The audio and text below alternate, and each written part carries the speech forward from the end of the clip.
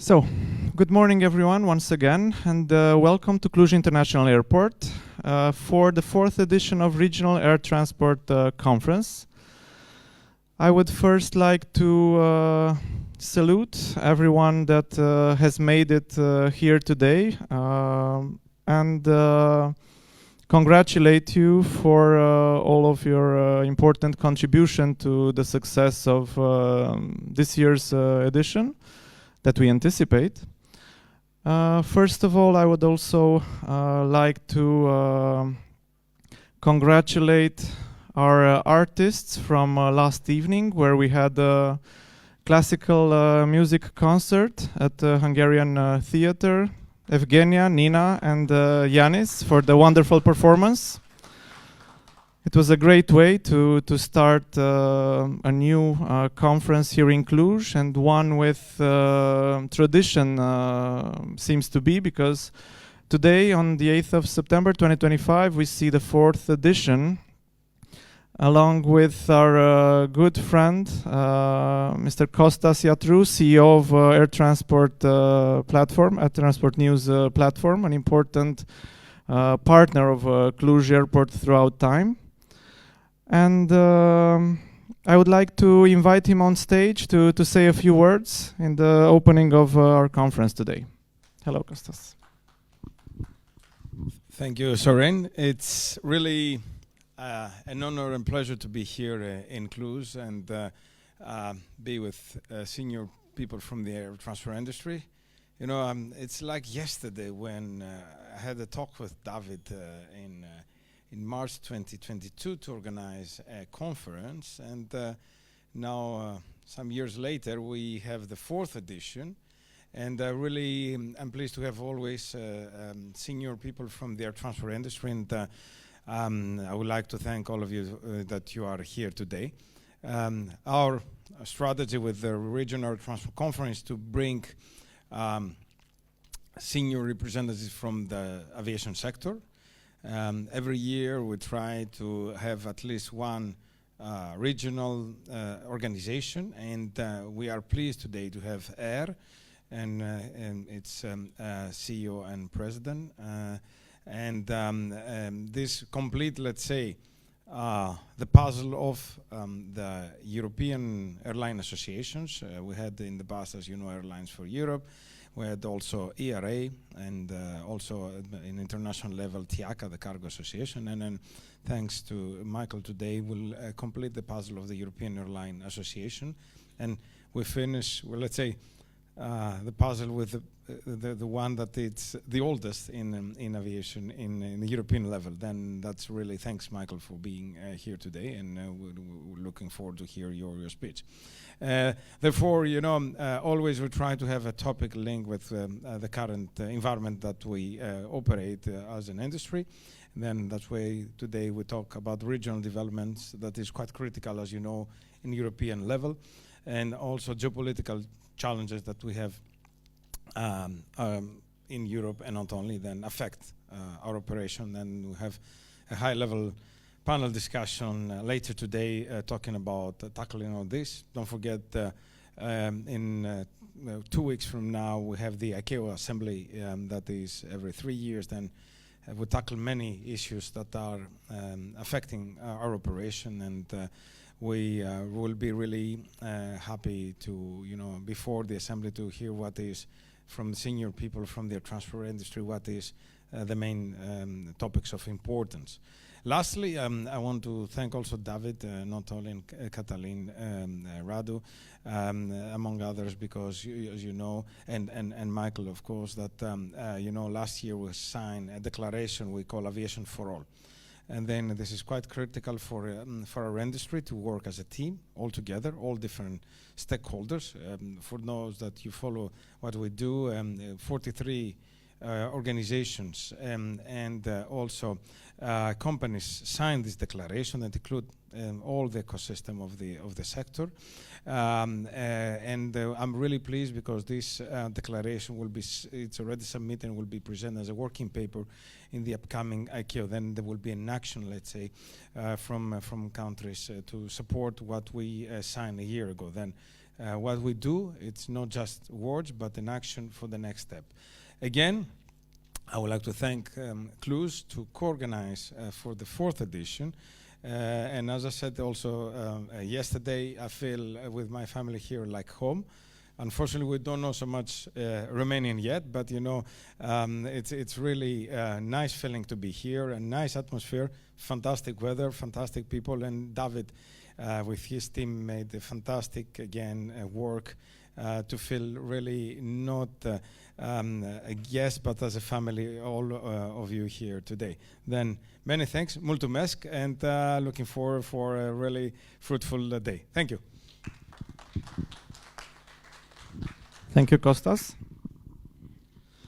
I would also like to salute his presence here today of Mr. Costin Iordache, CEO of TAROM, the national airline.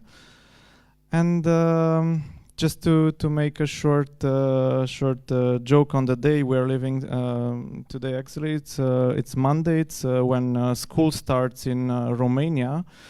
And why not make an analogy that today here at Cluj International Airport we will start the Autumn School of Aviation with this conference, which sees its 4th edition. And for this I would like to invite on stage to say a few opening remarks Mr. David Ciceo, CEO of Cluj International Airport.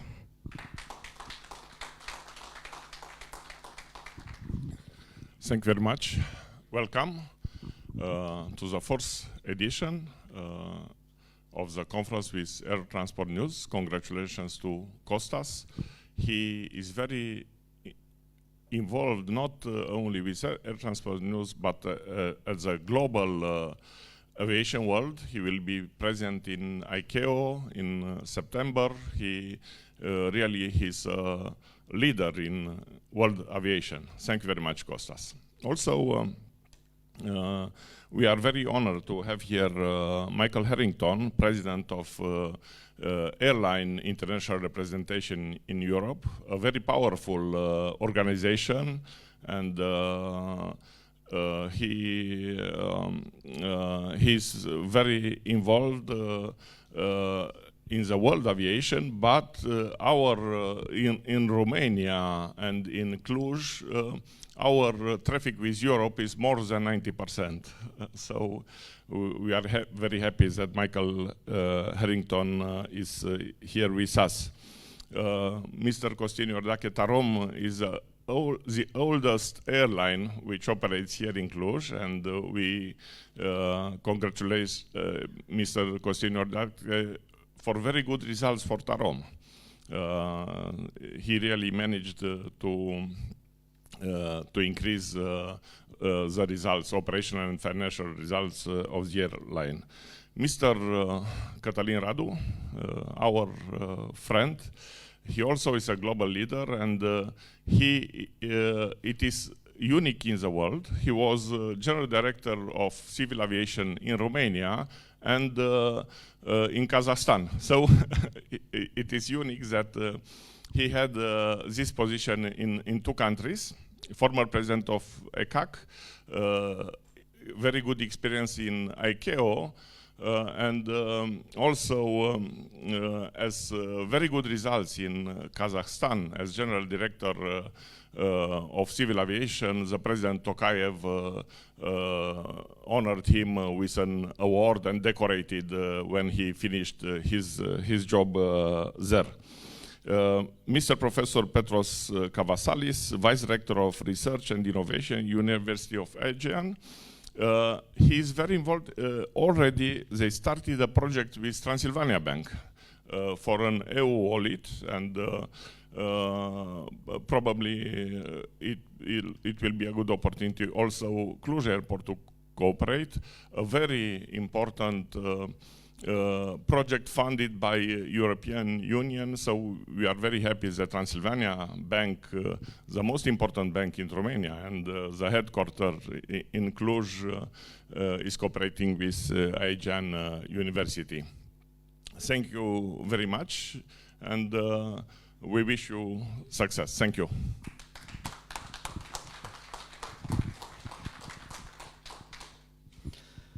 This being said, I declare the 4th edition officially opened, and I invite on stage Mr. Michael Harrington for his keynote presentation.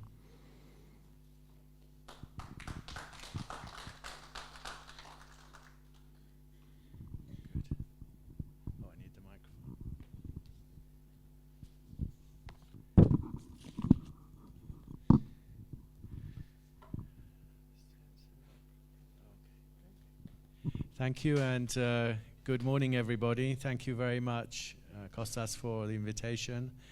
Thank you very much to Cluj Airport and the organization that has gone behind putting together this event, which is really excellent. Yesterday we had a very, very good day, and I'm sure it will follow today. So first of all, thank you very much, and it's very appreciated to be here, to have the opportunity to talk to you.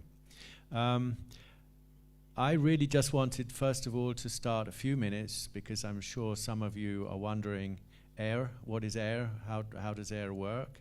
And so I'll spend just a brief introduction, first of all, on my airline association, AIRE. So we are actually the oldest airline association in Europe, formerly IACA. We celebrated 50 years, which is quite an achievement.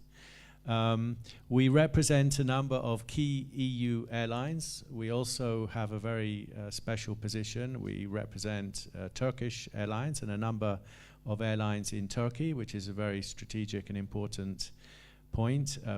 We have a very specialist office just opposite the European Parliament in Brussels, with mainly a legal team. So we're working on the new regulations, what is coming down the pipeline, and that will be my mission. One of my missions today is to show you the immense amount of work this new Parliament and the new Transport and Tourism Commissioner is planning. We have a very big interaction, as you probably would imagine, with certain parts of the European Commission, DG Move, DG Klima, DG Competition in particular, but also many other parts. Tomorrow we have a very, very big event in Brussels where we are bringing together the SAF producers, the Sustainable Aviation Fuel producers, 3 parts of the European Commission, and Eurocontrol, a number of other very key organizations, to debate SAF and where you can find it. And I was unbelievably pleased. You know, SAF in Europe is very, very difficult to find. This year is the first year, really, that the SAF producers have to blend SAF together. And I was very, very happy, and I do congratulate very much Cluj Airport, because the SAF today is really being concentrated in the big airports, the big hub airports, and less than 20% of airports in the EU have SAF actually physically present. So to learn that Cluj Airport has SAF, I think is something that we should really congratulate Cluj, because I think it's one of the only regional airports that I know that actually has SAF present. So many congratulations. I think that is a very, very good achievement for the future and for really helping the environment. We are also part of a number of board of directors. We are on the EASA, Stakeholder Advisory Board. On Thursday, I have the Air Navigation Services Board, which I'm present on Eurocontrol. We're present on a number of ICAO and ECAC committees. Personally, I'm very heavily involved with passengers of reduced mobility. I created an airline in Spain which is dedicated to moving PRMs around Europe, and therefore it's something true to my heart. And to see also Cluj Airport with the PRM organization is really very, very good. And of course, very big interaction with the European Parliament, who are one of the main players in this acting thing in Brussels. Whoops. Go the wrong way. So the Transport Committee of the EU Parliament, this is Elisa Vosenberg, the new chairman of the Transport Committee. We have the great privilege to have a dinner in the European Parliament last October talking about passenger rights. And after 10 years of complete stagnation on this subject, so we have a regulation in Europe which is now over 20 years old, the first passenger rights regulation, which was never designed for delays. It was designed for cancellations and overbookings, but never for delays. And we had a dinner. We have very successful. We've been invited back this November, and it's very important for us to interact with the Transport Committee, because the Transport Committee is one of the three main actors in the formulation of the new legislation. Our airline members are all over Europe. We also have the privilege of having Turkish Airlines, LOT International, Airlines of Poland, which LOT and Turkish Airlines, big customers of Cluj Airport. But we also have some interesting other ones. We have the second biggest carrier in Italy, Neos, which is doing a number of scheduled service now. So you can imagine when the Lufthansa-ITA merger was on, we had a lot of work to do there. And we have some other airlines. We have AJet, which is another big Turkish Airlines, which has just joined us. So really my message today, I wanted to talk, before I go into the challenges of regional aviation, I wanted just to tell you what is going on in Brussels, because this is something which is very difficult to follow sometimes. There's so many different press reports, so many different ideas that are circulating. And what I can say, which is really excellent, is that in the last year, particularly with the Polish presidency this year, and particularly with the arrival of the new commissioner, Costas, there has been a very, very big improvement. There has been a very big speeding up of a number of processes. As I said, the passenger rights, which has been 10 years basically stalling, now is in the final phase. We will have in the next couple of months a trialogue. And it's very, very important, the participation of airlines in each EU country. Eastern Europe, as I say, is really only today represented heavily with LOT, and that's something that, as president of AIRE, I'm trying to rectify. So we need to have a better presence from Eastern Europe. But these processes are now, there's some really huge files which have been open. Of course, we have the whole issue of the environment and sustainability. And I spoke about SAF and the fact that Cluj has SAF, but the vast majority of the European airports don't have SAF. And the question is, how is SAF going to go from a 2% blend this year to maybe 6% in 2030? This is a very big challenge. And then after 2030 to 2035, we should, I hope, depending on the energy situation, have eSAF, which is another product. So Commissioner Kostas is very determined to launch a sustainable transport investment plan. Why is this necessary? It's because the investment in refineries is a long-term investment, and the airlines are making short-term, let's say season-by-season contracts. So when you're trying to build a refinery, when you're trying to make, let's say, a 10-year investment, the problem is not the lack of cash. There's plenty of money around for sustainability. The problem is how do the investors have their investment guaranteed? And this is a very big question for the Commission. And I should say that one of the things that I welcomed in the Commission, one of the new things, is that finally transport and tourism is under the same commissioner. And this makes a very, very big important thing, because tourism, particularly in the countries which Spain, Italy, Romania, Greece, the southern European countries, is a very, very important part of their national product. And to have the same commissioner dealing with both of these very important topics is for me very strategic, and is a very welcome development in the European Commission. So the problem that we have today is, how are the investors going to have their investments better guaranteed than they have today?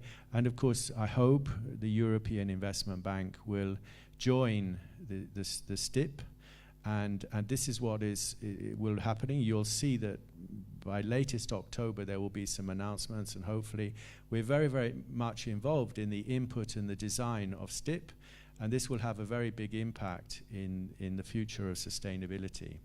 The other big news is that the air services regulation, which had been put off for years and years, the Commissioner has also brought back very high priority on the agenda. This will have a lot of implications to do with not just investments. Today, you know that non-EU entities cannot invest in airlines more than 49%. So the air services regulation will cover a whole myriad of new topics, which will be very, very important. We have a public inquiry formulating now for tourism strategy for the future. I mean, these are very, very big subjects, very important to shape the next 5 to 10 years. One subject which we're a bit worried about is, should we be introducing VAT on transport and tourism? And that's going to be a big, I think, a big discussion before the end of the year. And then we have a ground operations directive. In fact, not all in that same package. We'll have a ground operations directive. We have slots. Slots is coming back. And we have airport charges, all in the same inquiry. So we have 3 things all merged into one. So, you know, usually in the last few years, I've been used to having 1, maybe 2 files with the Commission open at any one time. And now we have 5. So you can imagine a lot of work going on there. Other files which are coming to a conclusion, the passenger rights, the EC261. This is now going into a trialogue session, which we hope will finish before the end of this year. There's very important new regulations coming into intermodality, which is not just concerned with how the train and the aircraft, you know, you can book a ticket for both, so the two are interlining, but there are some very important topics here, which is, for example, on refunds. How do you refund the passenger? And one of our problems as an airline is that when tickets, a lot of tickets are booked through intermediaries, tour operators, through travel agents, and one of our problems is that these organizations don't like to tell us. You know, you think that we have the name and well, maybe we have the name, but we don't have the telephone number or the email of the passenger, because they're very highly protected by these organizations. So one of our problems is that when we need to make a refund, who do we refund? Do we refund a passenger that we don't know the details of, or do we refund the intermediary organization? And this is something that is also being tackled in the intermodality package. We have the air package directive update, which will be very important for charter airlines and tour operators. We have a huge, I sit on the climate change expert committee of DG Klima, and there is an absolute immense project going on about non-CO2 reporting. As you know, airlines have to report how much CO2 they produce from the fuel they burn. But now we will also, as airlines, have to report the non-CO2 production. This means that every single flight, every single second of a flight has to be recorded. So you can imagine the huge amount of data that will incur, because we have to predict whether we're going to make contrails depending on the weather. So the weather conditions and the actual flight path, the real flight path of the aircraft, have to be merged, and we have to see under those conditions. So you can imagine all of that data is going to, particularly small, medium airlines, this is a very big burden to report this. And we have the Social Dialogue Committee, which is going on, but there's some very important topics that are coming on that. The topics of unruly passengers, the topics of gender equality, and we also have some topics to do with how, which is quite a big discussion on employment. How, you know, can pilots and cabin crew be self-employed? This is a very important part for a lot of airlines. So a lot of work is being done. From an air point of view, we have an airline which is not just representing the airline, but is representing the country in front of the European Commission particularly. And we do a lot of work in providing the practical data. There's a lot of very good ideas, and we do a lot of work in providing the practical data to see how those ideas can be implemented. Let me give you one very good example, which is quite a big issue today. From the 1st of January this year, came into effect a regulation which banned commercial tankering. That is, the aircraft need to take on 90% of their fuel at each EU airport. Before, an aeroplane, particularly regional aircraft, could take on fuel for maybe 2 or 3 or 4 sectors, so they didn't need to refuel at every airport.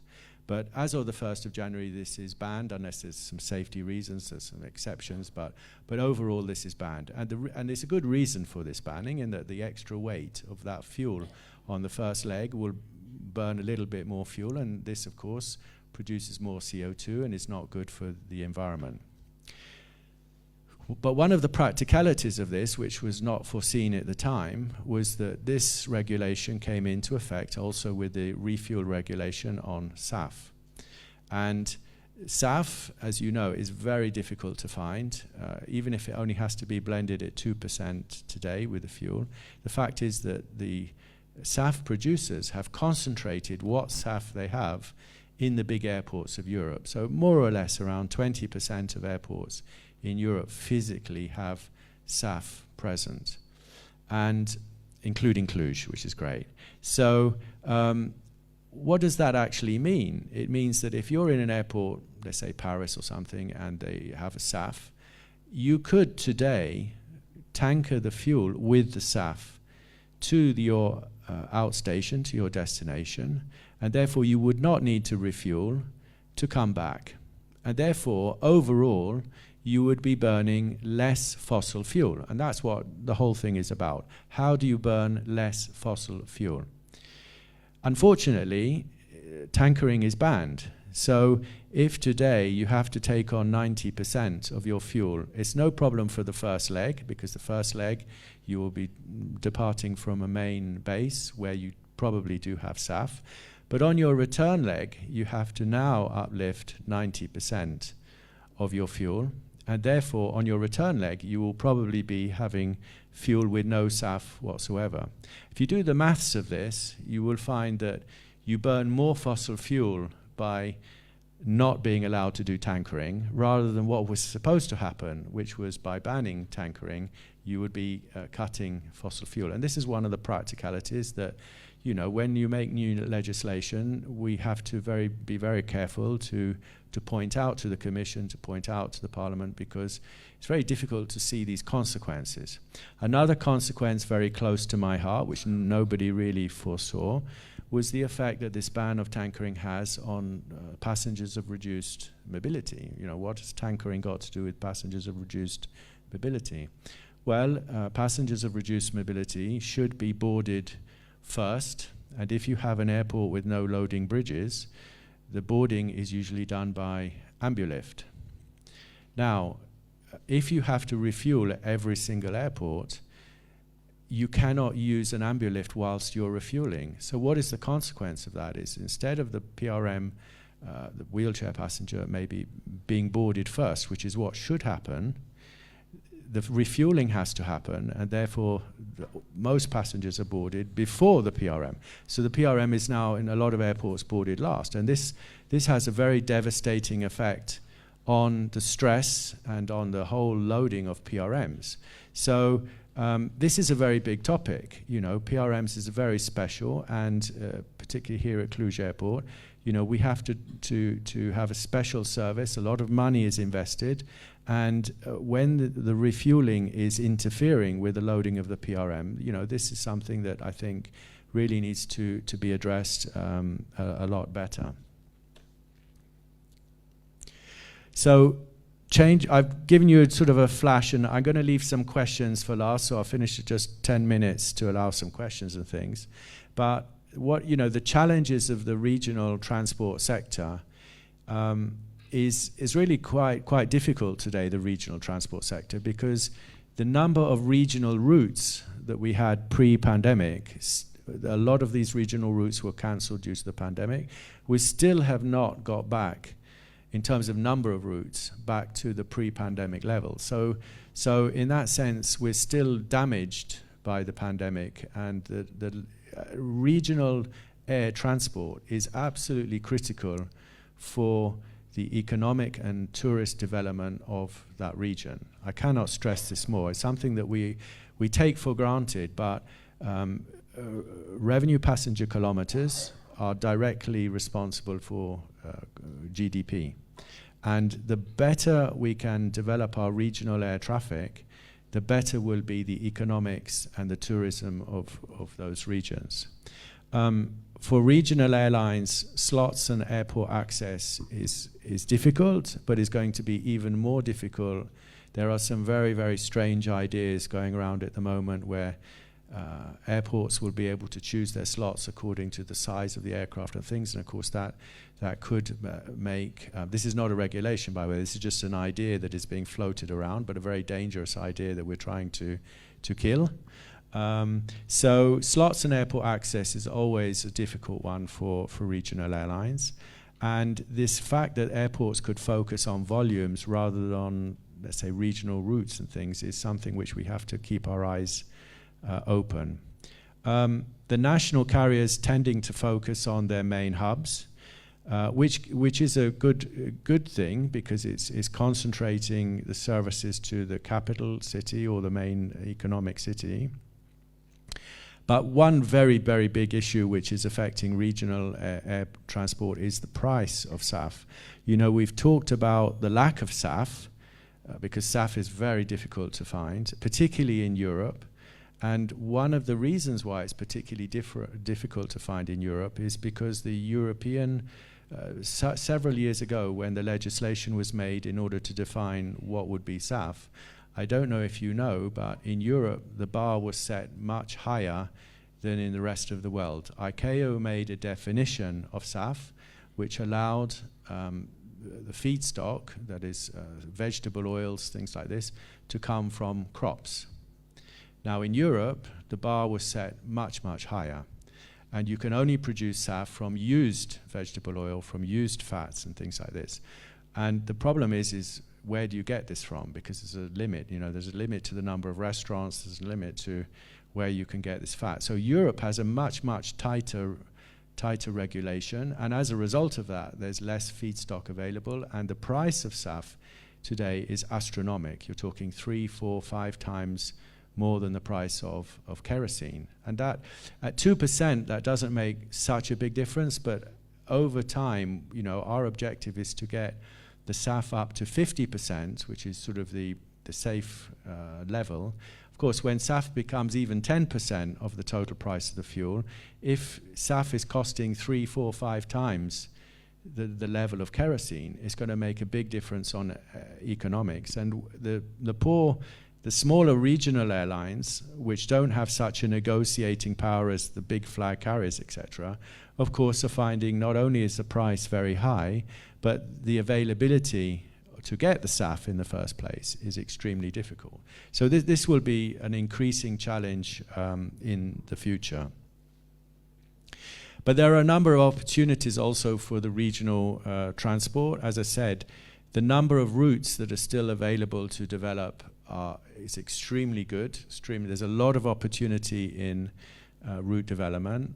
Over a number of regions that we know, you can get better yields from regional routes than you can from serving trunk routes where you may have big presence of low-cost carriers and things. We have a very strong contribution of the regional airline routes onto the GDP and tourism, which is very important. We have a shortage today, particularly of line maintenance staff in Europe. You know, after the pandemic, I don't know where all of these mechanics went, but in Europe there is a very big shortage. So if you have an aircraft which has a technical problem at a lot of airports, the problem is, how do you find a mechanic to come and change a part or whatever? And this is a big issue, but it's a big opportunity because it means that there is big space. In Romania, you have a number of very, very good maintenance organizations, and this is really an example of how the team in Bacău and other parts of Romania, which are, you know, very, very good, high quality staff, how they can also affect in Europe, because there's a big opportunity to provide the Part 145 technical staff facilities in a number of airports in Europe. And the other thing, of course, which is very important, is fleet renewal. What I didn't mention is that today, when you change an aircraft, you can have a very big step jump in the fuel burn. You know, if you have an A320neo over an A320 Classic, you can have 15-20% drop in your fuel burn. So fleet renewal and investment in the fleet is very, very key for the future of a lot of airlines. Unfortunately, we still have, as an industry, let's not forget that we have over 40 billion euros of debt, which has come from the pandemic. And the states, the member states, have very generously provided support to cover this difference, but we still have to pay it back. So one of our dilemmas as airlines is we have to pay back the state. Usually in the contract it says you have to pay back these loans before any other loans. So, you know, they have priority over getting it back, which I can quite understand if I was in their position. But the fact is that paying back of that loan is obviously taking very precious cash and part of your profits away from the possibility of renewing your fleet. And if you can't renew your fleet quicker, assuming you can find the airplanes, because today it's very, very short commodity airplanes, but if you can find the airplanes, you know, you can drop your fuel burn by 10 to 15% with no problem. So, but this is an opportunity, a very big opportunity for regional airlines. So I conclude there, just to give you a flash of what's happening in Brussels, just to go through the regional transport situation. Any questions?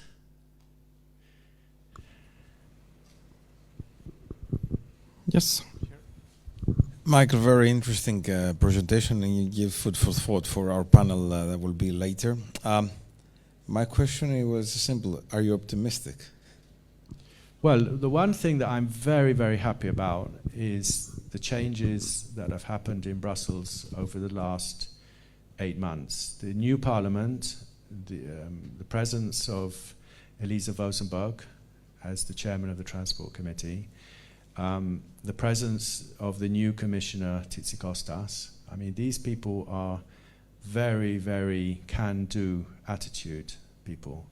And so after many years of procrastination, stagnation, whatever you want to call it, the people that are in front of us, we have a much, much better response. So in that sense, I'm very optimistic. Of course, it depends, because every 6 months, you know, the presidency of the EU changes. So, but the Polish presidency of the first 6 months of this year has made a huge difference. things that were not debated for 10 years have been not just debated, but almost concluded. So in 6 years, we've caught up a lot of the time. So in that sense, I am very, very optimistic. What I'm not so happy about is the level of regulation in Europe compared to maybe the rest of the world. And this is quite a concern to make sure that we have a level playing field in competition. And I'm very concerned, obviously, about what's happening in America. Is, you know, if the policy is to just pump as much oil as you can and not invest in sustainability, this could even make the difference between the US and the European system even more. But the good thing is that the team that I see in Brussels now, the team of the European Commission, the team of the Parliament, and the Commissioner Kostas, these are very, very can-do and very positive attitude people. You know, before a commission would say, no, we're going to launch something, it take 2 or 3 years. With Commissioner Kostas, it's no, I want it not even by the end of the year. The STIP has to be produced by October.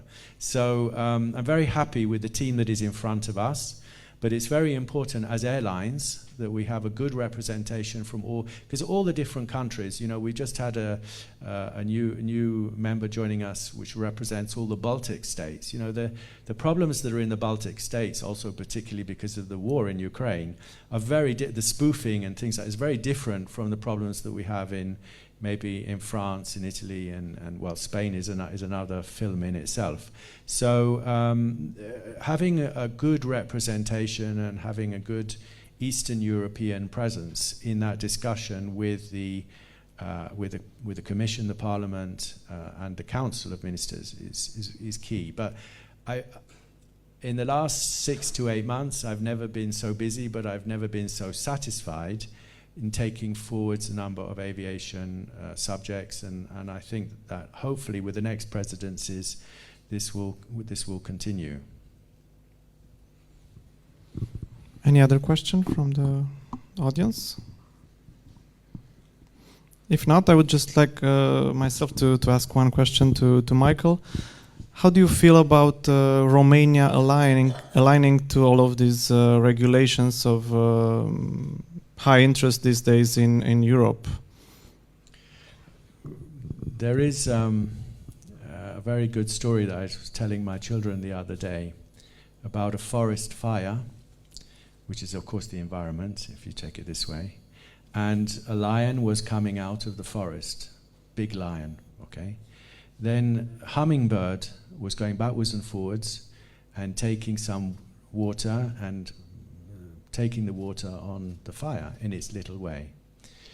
The hummingbird was making a small contribution, but a very important contribution.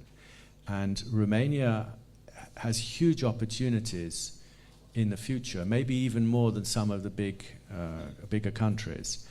But if you're not present, if you're not trying, you can never say that you were part of that action. So I really would love to see countries like Romania, the stronger representation in Brussels. It makes a big difference to me. It makes a big difference to us. And look, just to give you a small example, when we came to debate with the Parliament, the passenger rights, which has for 10 years done nothing, all of a sudden, some big countries, which I won't mention, blocked the situation. And 2 countries, similar to Romania, managed to unblock the situation through the vote. So the vote was rejected, and then 2 countries changed, and as a result of the participation of those 2 countries, the passenger rights has now gone into a trialogue session, because if it wasn't for that, we would be in another situation of years and years of delays. So the countries can make a big difference, and you know, my invitation to particularly Eastern European countries, which we don't see a lot of, apart from of course Poland, but you know, is they can make a big difference. You know, they make a big difference in key moments, and that's why I'm very, very keen that we get a good representation, not just from the Baltic states, but also from Eastern Europe. Thank you, Michael. Good. taken a lot of time, and sorry I have overrun a bit, but... No problem. We're thankful for your contribution.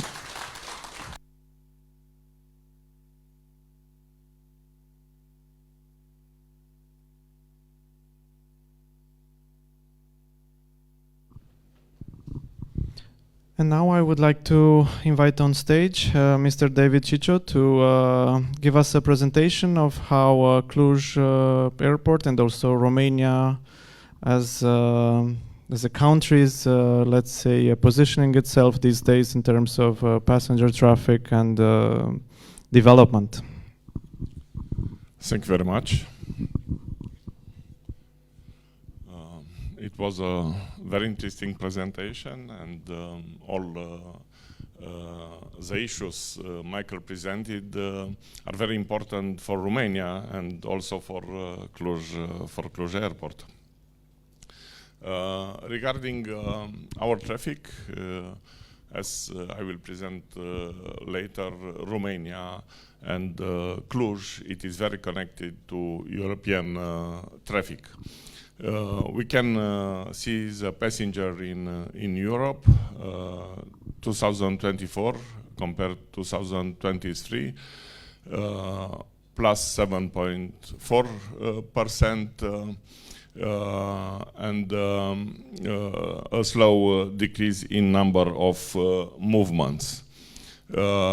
Regarding first semester 2025, we see an increase of passengers, increase in number of movements. Regarding traffic in Romania, the traffic increased. 2024, we have a record traffic of 26 million passengers. We expect also an increase to have this year more than 27 million passengers. The traffic in Romania increased a lot. In 1996, the total traffic in Romania, it was 2 million passengers. 1 million Otopeni Bucharest and 2 million. So since 96, from 2 million to 27 million passengers, it's a huge step, and I consider we still have a big potential. The airports in Romania, of course, Bucharest, Otopeni, Henri Coandă is first airport, almost 16 million passengers last year. We had 3.26 million.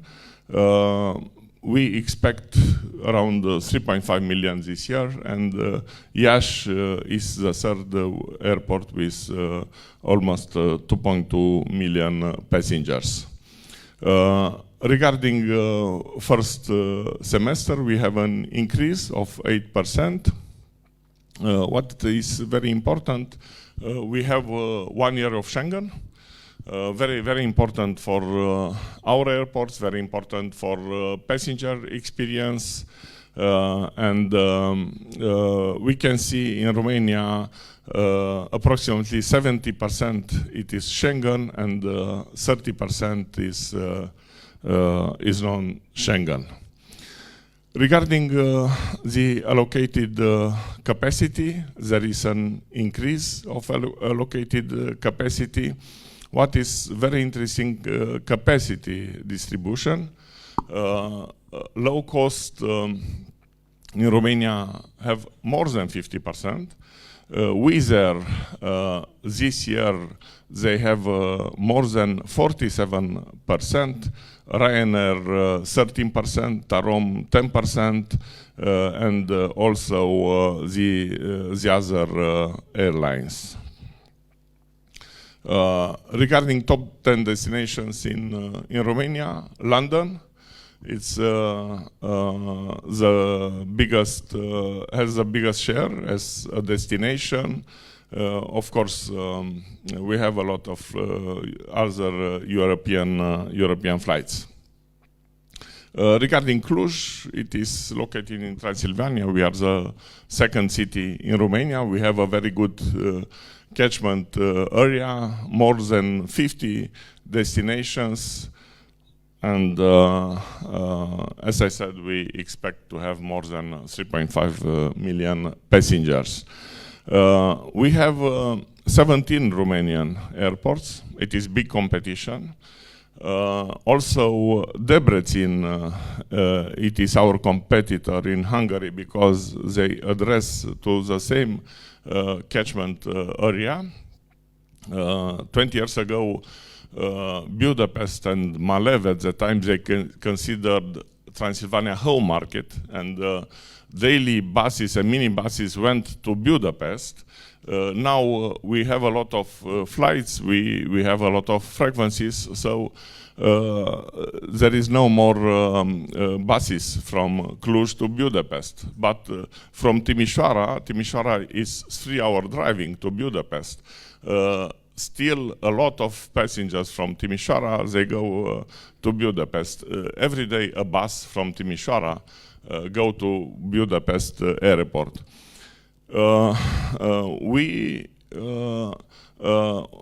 We have no problem with competition, but we want a fair competition, and that's why the regulations Michael presented, they will be adopted. We are very interested in these regulations, and sometimes low-cost airlines blackmail us. Okay, if you do not decrease the price, I will go, and it happens every year, and every low-cost airline.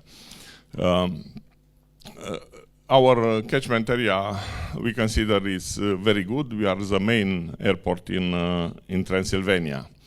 The traffic increased a lot. 96, we had 32,000 passengers. It was very difficult to open to international traffic. A big step was when Romania joined the European Union, 2007. Liberalization came, and we could develop the traffic. We studied what happened in Poland and Hungary. Poland and Hungary joined the European Union in 2004. And in 2004 to 2005, we prepared the infrastructure for the next level. We started design and we built terminals for 3 million. So when we had 150,000, we already prepared the infrastructure for 3 million, and we managed to reach 3 million passengers. Of course, COVID, it was a bad period, but we managed to deal with this crisis. The evolution of passengers, we can see the decrease during COVID period. Regarding first semester, we have an increase of traffic, 6%. We have new airlines, we have new frequencies, new destinations. Our traffic, 77% is Schengen in case of Cluj, 23% is non-Schengen. More than 50 destinations, top markets, Italy, Germany, Spain, UK, France, Belgium, Ireland, Turkey, Switzerland. We have big plans for development. We want to extend the runway. There is a river, but they started to reroute the river. We want to build a totally new terminal, to build new aprons, maintenance hangar, cargo. We made an estimation, and this is the forecast for Romania. We consider in Romania 2040 the traffic will be double, so this means it will be necessary double capacity for infrastructure, services, employees. In case of Cluj, we consider in 2045 we will have 10 million passengers, so we have to prepare the infrastructure for this. And not only infrastructure, employees, it's very difficult. We cannot find here in Cluj specialized people. We hire them, we train them. sometimes airlines, air navigation services steal our employees. So it will be a big challenge, not only as infrastructure. It will be a big organizational challenge, and also regarding human resources. A lot of challenges regarding growth pressure. We have to finance our development. We are very interested in passenger experience, regarding new technologies, regarding ITs. The passengers, they expect the same services as in Munich, as in Vienna. Even we are a regional airport, it's a big pressure for passenger experience. Air connectivity, it was, as you know, it was a big problem with Pratt & Whitney engines. In a period, Wizz Air, they had a lot of airplanes based. Now the situation is much better. Delays regarding Boeing airplanes. So this affected our development. We engaged, like the other airports, to have net zero in 2050. We started with electrical equipments for handling, and there is a program financed by European Union together with Ministry of Transportation for photovoltaic park. We just received the good news several days ago. It was admitted, our request, so we will implement a photovoltaic park, 5 megawatts, and also storage. So we will produce our energy, and we will decrease the CO2 with 52% in this way. A lot of geopolitical challenges, the wars, which sometimes influence us. The flight to Tel Aviv was cancelled. Wizz Air will start again this autumn the flights to Tel Aviv, and also our Romania's economy is not in a very good shape. We will now they take a lot of measures to cut costs, and we analyze how this could influence the traffic, and not only the traffic, but also non-aeronautical revenues. We are optimistic regarding the traffic in Romania, optimistic regarding our traffic, but there are a lot of challenges. Thank you very much. If there are any questions from the audience?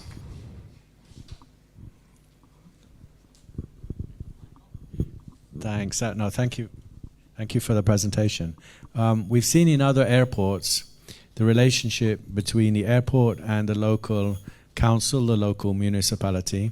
And as you said quite rightly, David, one of the big problems today is resources, and not just people, but trained people, particularly in ground operations.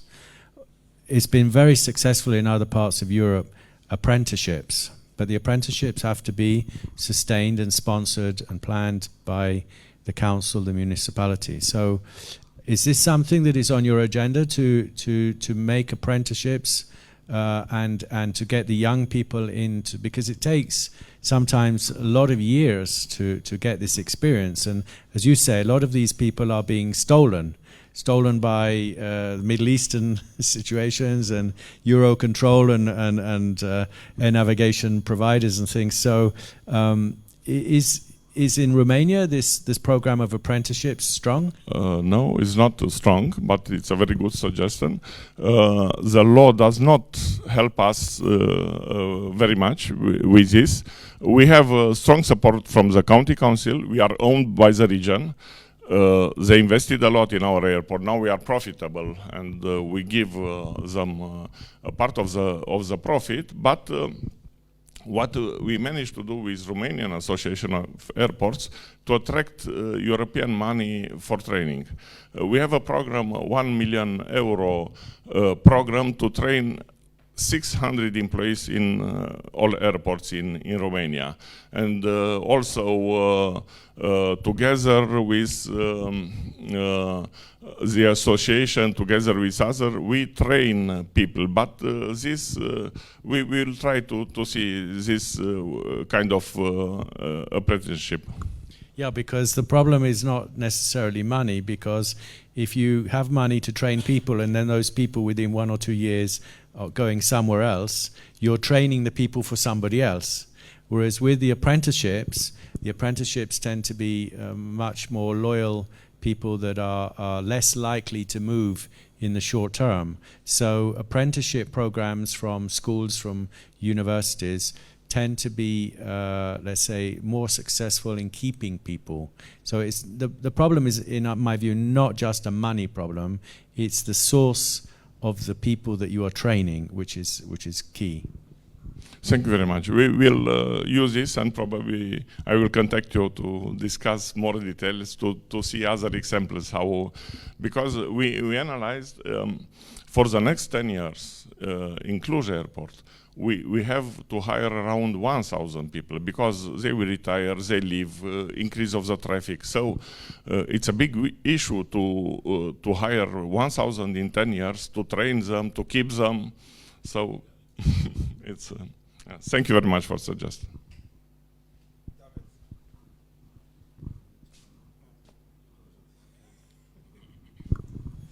Okay, David, thank you for the presentation. I have a few questions. Then, first of all, I start with what Michael said. Then, Cluj is also a university city. Then, do you have a formal collaboration with the university? It's something you want to do? Yes, we cooperate with universities.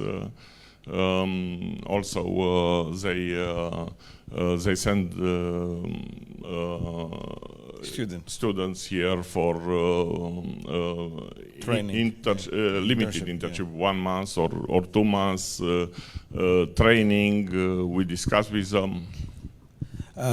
Do you work also with schools? Because that's a discussion we have also in Greece. Because due to the geopolitical situation and where we are located, we need pilots for commercial and military. Therefore, there's this discussion that we need to see and attract the people before choose another path in careers. Then, do the schools come here to see the airport operations?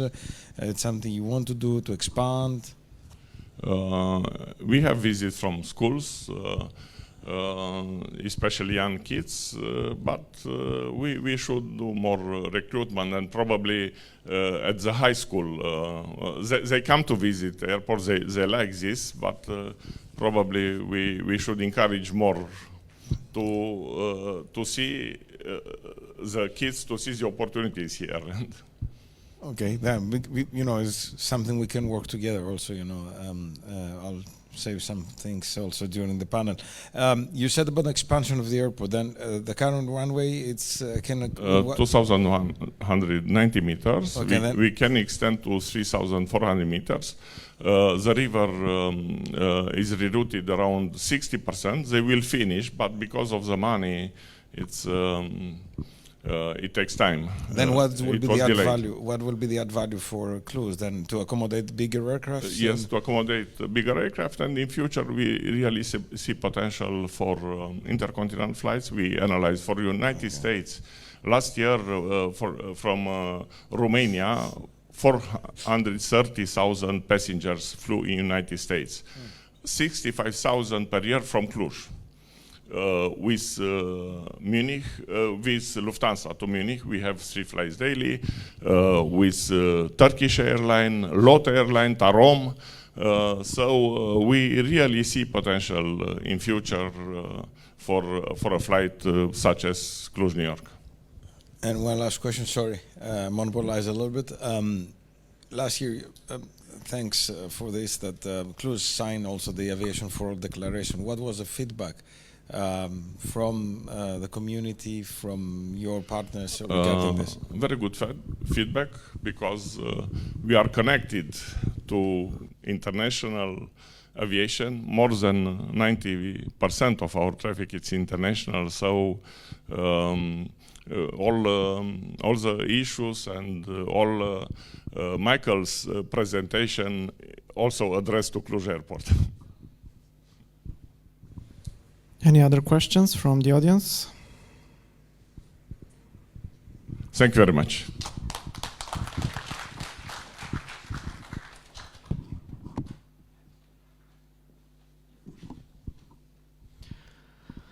And now we pass on to another important moment of the conference today, the moment when important organizations that have joined today's conference and also accomplished a lot throughout the last years are awarded throughout the 2025 Regional Air Transport Awards ceremony. And for this I invite Kostas on stage to give us a few words on who will be today's winners.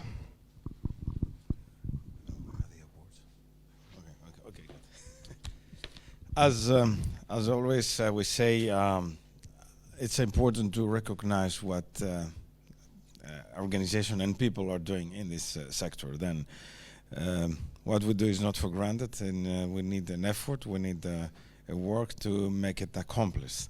And with this regional air transport awards, then give a recognition for those that really, the organizations, companies, and of course individuals that make this daily work and daily activities to make our sector efficient and move over the right direction. Then we have 3 awards today, as traditional we do here in Cluj. We start first with the organization award, and this year the winner is AIRE.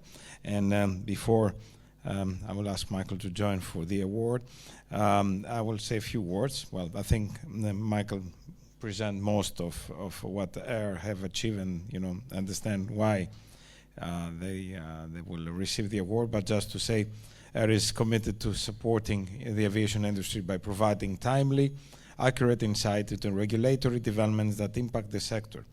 Representing the interests of its member, AIRE facilitate access to key European international institutions that Michael described, with the European Parliament being the board of Eurocontrol, EASA, and so on.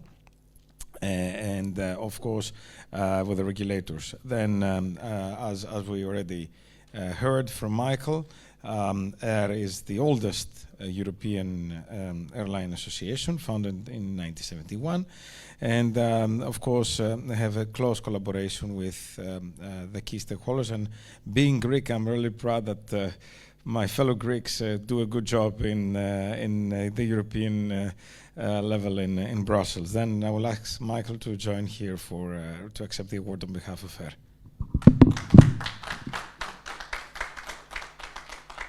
Thank you very much. We have to wait for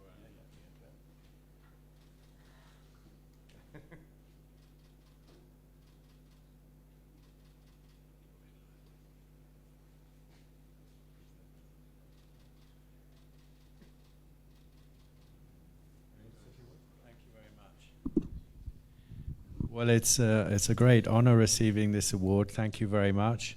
You know, sometimes it's different being a CEO of an airline, because every day you have challenges, you know, aircraft breaking, passengers, etc. When you're in an airline association, sometimes the projects we work on are much longer term, and you wonder whether you're ever going to get to a positive conclusion. So being recognized in this, thank you so much, Kostas. It's very good, and we're very honored, and we will cherish this very much in our offices in Brussels. Thank you. Then we move from the organization to the corporate award, and We have recognized different companies over these 4 editions. Then this year, this go not far away from here. Then we go to Cluj International Airport. I think David present really well what Cluj is doing. It's impressive. Under the leadership of David, I always say this example. Find me someone who took a sea level in their airline on an airport that took an airport 32,000 passengers to what the estimate for this year is 3.5 million. I mean, it's amazing. You have to write a book, that because he has a doctor, then it's not difficult for him. Need time, and unfortunately for us, retirement is not approaching yet to have to read this book. But Cluj achieve a lot. Then you know very well that were the right or the visionaries here that. They knew before even the EU that will be the Schengen on Schengen. Then the airport came just on time with the move from being an extra Schengen area, Romania to Schengen. Then the airport opened. It's an amazing terminal building, great job. More airlines, as David said. I'm really happy also because last year we had the president of Pegasus, Chief Commercial Officer. Then and this was materialized to a flight to Istanbul from last May. Then this is the idea of working together, do things in order to see more increased figures. Then I think his dream vision of Cluj and David about the airport and the region, it's amazing. They put in the map Cluj was just only domestic flight. Sorry, it's it's a matter of competition and the fact that they have international flight that's good. Then you might end up to have also a base here in the future. Why not? You do a great job in Tehran. We'll tackle that in a minute. Therefore, I will ask David to, on behalf of Cluj, to accept the award for the great job that all the team of Cluj are doing here. I invite all my team, my colleagues from Cluj Airport to come here, and also from the county and board of. I invite to domnii consilieri județeni, domnul Paul Ciotlăuș. Vă invit pe toți, bineînțeles și pe alți colegi, Tarom sau Vamă, Brigada Antero, dacă doriți.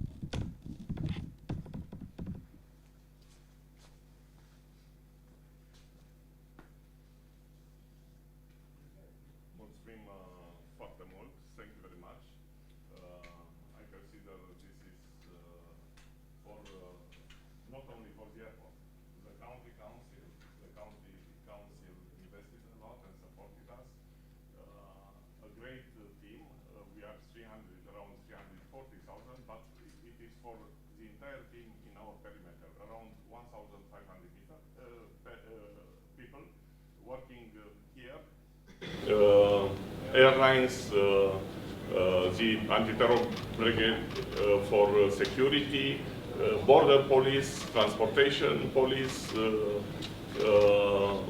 all the people handling companies, custom, all together. This is for the entire community. Thank you very much.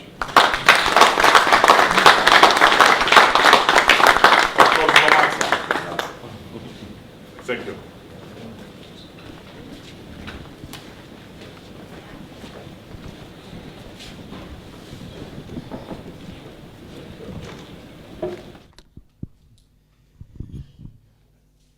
Then, congratulations. Then, always we finish with the individual awards, and And the reason is that if this magnificent industry exists thanks to people.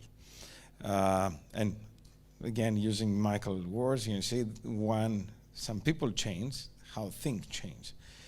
Despite the European Union is a strong entity, however, the human touch make the difference. And if this industry exists, it's thanks to crazy people like Wright brothers that achieve the impossible. Therefore, this is a human-centric business. And for this reason, we finish every year the awards with the personal awards. We're honored to have also Katalin Radu because he was the winner last year. And for this year, I'm pleased to announce that the winner is Kostas Iatrou. It's the Director General of TAROM. But before I invite Kostin, I would like to say a few words about him. Then you know that before being the CEO of TAROM, a successful one, as already David said, that managed to bring on track TAROM. He was the CFO of the company, but he's a first-class track record of successful high-complexity finance roles within matrix environment in public-private owned companies and in the private sector on a national and international level, strategic and operational business optimizer, senior leader with broad experience in creating performing teams as well as developing, inspiring and retaining top talent in the industry, excellent communicator, negotiator and trusted partner of senior executives and board members, as well as external stakeholders from the banking industry, that was privy role, insurance, regulatory bodies, and of course, our industry in aviation. Now, it's my really big pleasure and honor to invite Kostin to accept the award.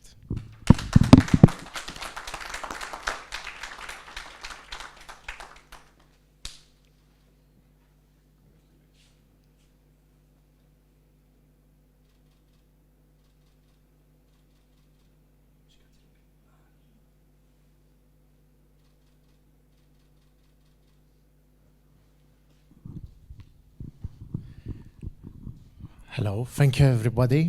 Thanks Kostas. It's a great achievement. This prize is an honor, and from these people who are having a lot of years in aviation. And for me, this is a great achievement, receiving such an honor from aviation guys and recognizing my work and efforts. I hope that we'll be able to meet in the next years and to continue my career in aviation, hopefully. Thanks a lot. Thanks a lot in the name of TAROM, because the entire team supporting me for this achievement. And thanks a lot for everybody. Thanks Cluj, and thanks.